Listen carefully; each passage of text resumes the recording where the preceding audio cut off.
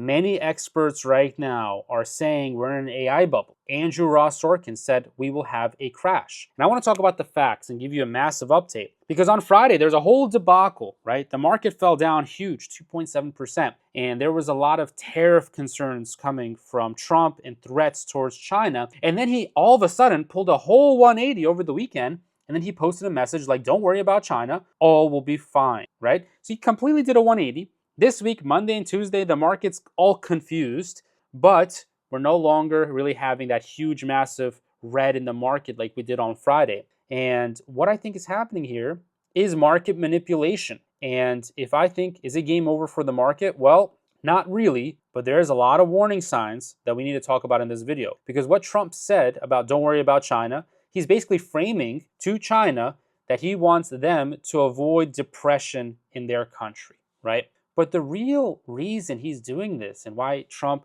threatens and then chickens out, we're going to talk about in a little bit. We're going to talk about that because it's essentially market manipulation. And right now is actually a really huge opportunity for the smart investor. Look, I'm going to call a spade for a spade, okay? There are good companies out there in the market right now, but there is a lot of dangerous overvaluation, especially in some Mag 7 stocks. Really? Because the AI stocks continue to go up, and I'm long-term bullish, but in the short term, I'm telling you, there's going to be volatility. And the warning signals to me are the Buffett indicator, the Shiller PE ratio, as well as the news. Right now, everyone is talking about an AI bubble. And the craziest thing is, when you have other people essentially predicting a market crash, essentially talking about how dangerous the market is, then that's actually what causes investors to have those type of emotions and to halt investing. And when you have a halt of investing, there's obviously capital that is no longer flowing into the market. You get a stall, then a slow decline, and then a ladder down, right? And that's normal. That's actually part of the market where there is enthusiasm, there's depression, there's euphoria, and all of these emotions are something that you need to just be aware of so you can outperform the market and keep a level head, right? Because these are levels that, honestly, in terms of the valuation, the numbers, they're levels that I haven't really seen before ever, because I've been investing for 10 years, but these levels were here basically in the dot-com, 1999, okay, 2008. These numbers are not really normal, but it's also not a normal time because AI is very much so innovating. So we're in a not normal time, and this is why navigating the market right now will prove to be very lucrative for investors that really understand. Now, you can't make mistakes because retail investors, they always make the kind of the same mistakes. That's why I say it's game over, because it is for a lot of investors. If you don't understand how to actually properly look for a setup, how to dollar cost average, how to have a long-term mindset, you're just going to end up buying high and selling low and ignoring any of the fundamentals and chasing all the hype stocks. See, markets don't really crash from fear, they crash from overconfidence. Stock market is ultimately a test of faith in the future. That's what the stock market is. It is a test of future cash flows and discounting those cash flows to see what the value is today. That's what that's what the stock market does. That's how you value a company. That's what analysts on Wall Street do. Speaking from experience, I worked at Goldman Sachs. I sat next to risk managers, financial analysts, financial advisors. I'm not a financial advisor, but I've sat next to them. I know how it is. I worked for them. I worked in private wealth management, okay?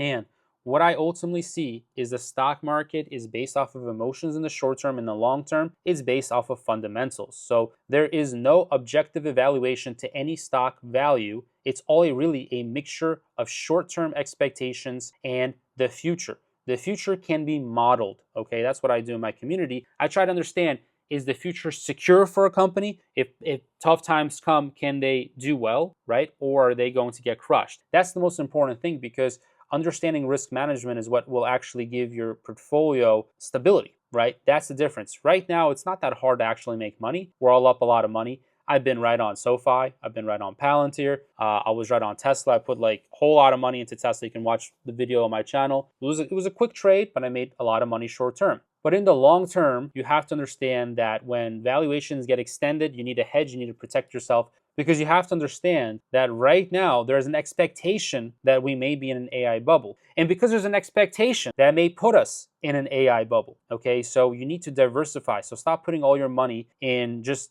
AI stocks because they are good, but you can't have all your money there. There's just way too much excitement right now, and I believe there to be an overvaluation in some of the stocks. And I'm going to talk about some of the stocks, and I'm going to talk about some of the opportunities in just a moment. But it's kind of like poker. I love poker. And the reason why I got into option trading, by the way, was because I was playing poker, and then I got my first option trading job. It was an internship a long time ago. I was 19. My training was in poker. And the analogy I want to make right here is that you don't want to be a fish in poker. You want to be a shark, right? And if all the sharks are cashing in their chips and you're kind of late to the party, right? This isn't the best analogy, but you get what I'm trying to say here. When you're the fish, when you're late to the party, those are two bad things, right? So Wall Street is kind of like a magician, right? They say retail traders, look over here. These are the opportunities. And then there's manipulation. I mean, it's pretty clear.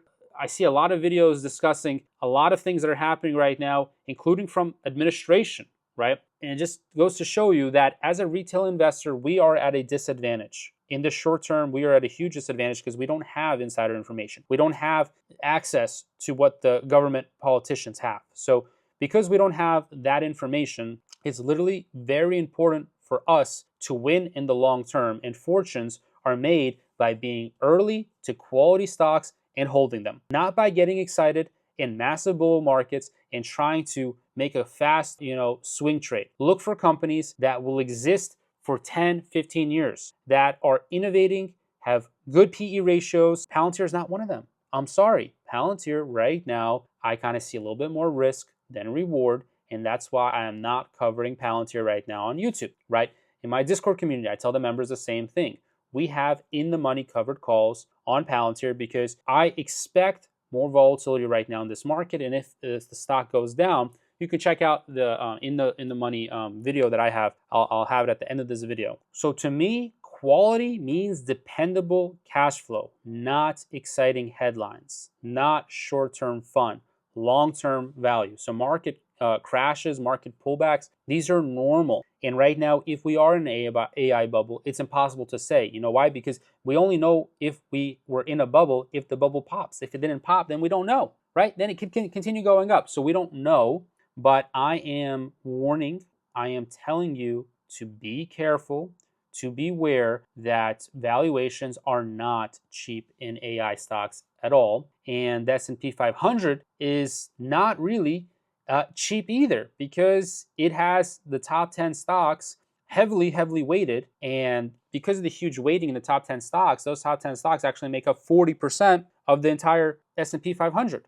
right? So 40% goes into 10 stocks, which means 60% goes into 490 stocks. I don't know, man. Like that's like, doesn't it like kind of make logical sense that that's not really the best diversification? Like, yeah, there's 500 stocks, but that's not really good diversification when everything is all in top 10. So professional investors right now protect themselves through diversification, through trimming winners. Please just look, well, I can't give you advice, right? I'm not a financial advisor.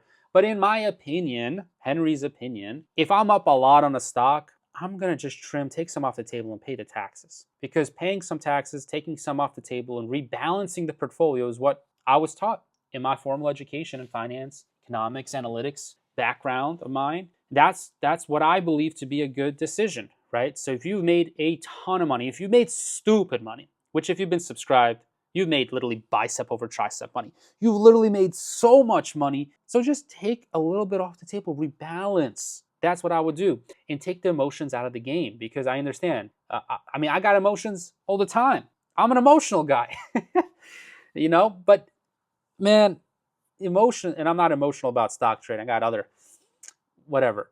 Everyone, we all have personal stuff in our lives. But emotions, man, they're not always the best, especially when it comes to trading because discipline when it comes to your finances is number one. Discipline is number one, guys. It's been very challenging. And I understand because look, not to go off tangent, but if you are someone who has wanted to get rich for a long time, who has wanted to retire, and you're on this journey, it's not an easy journey. It takes a lot of time. I've hit $1 million by I was 26 years old. I had discipline. I've taken proper risk, and I've taken really good option positions on Tesla. I've made really smart trades using option strategies that I cover on this channel. You should watch the option videos. I have hands down the best option videos in the world on YouTube for free.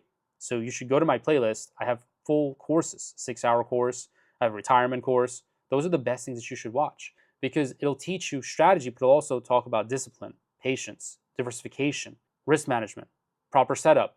All of this is really, really important. And look, the newest thing that I can say this week, which I think is the most important, is look at the psychology. Imposing a 100% tariff on all Chinese imports is extremely difficult in practice, right? So what Trump said, on a legal front, on a logistical, on a diplomatic pushback from China, it's all very difficult. So analysts pointed out that the threats that Trump made have basically, they have been more of a negotiation tactic than a full executable plan. That's why don't play with the market. We are playing checkers. They are playing chess and beyond. They're playing like, what's that Chinese game, Go, which is even more decision making than chess, right? I don't play Go, but you don't know what the government is doing. So stop trying to predict and watch another video. Don't do that. I have an education in this, a formal education. I have good results by just sticking to long-term investing. Literally 90% of decades and 100% of 20-year periods are profitable. So is the game over? Well, to be honest, long-term, no. We're in a good place. But short-term, there's going to be volatility, and I think it's smart to trim, to rebalance, and just to have that long-term mindset. And I think short-term, we're going to see volatility. And that's actually not really a bad thing for option traders because certain strategies actually benefit from this. So again, going through my playlist, very important. And sticking to quality companies, dollar cost averaging is like automatic gains in the long term.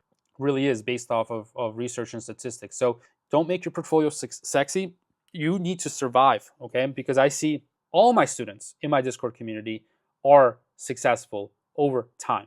Nobody is successful in a day, in 2 days. You're not going to hit the goals. The biggest risk is not standing the test of time to do the strategies that I teach, to be invested in the market. Because anyone that has been with me for a 2-year period, massive results is an understatement. That is an understatement. People have literally made life-changing money over the long term. In the short term, it's hard to say, right? So have that long-term mindset. I want to stop rambling. Let's finish off this video. And please check out the video that I have here about hedging properly, what I talked about earlier. So I'll catch you in the next one. All right, stay safe.